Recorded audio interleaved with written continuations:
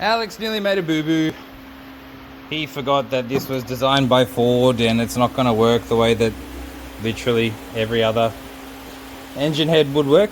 So normally with every other design, you just assemble what you can on the bench and then pick the whole lot up and put it on the engine. But I forgot about the part where this was designed by Ford, and that's where one of the bolts needs to go to mount it to the block of the engine. So luckily I only did these finger tight because I was about to torque them up and get them ready to go. So just have to undo them, pull the whole thing apart and start again.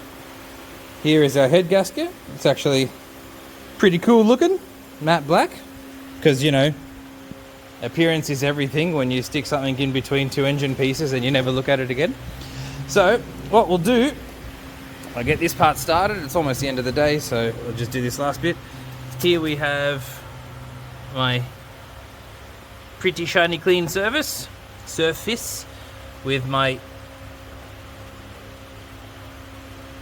buff wheel. So we've got to line up the two dowels there and there with some holes on the gasket. So we just slide her in like that. Gentle, gentle, done. All right, head gasket is in. It's a really good design. There's actually multiple layers of metal within this. There's 3 of them.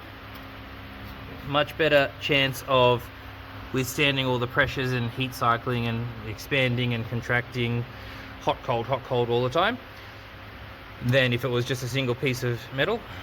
So, yep, everything all lines up nice and perfect, which is really good. Well-made kit.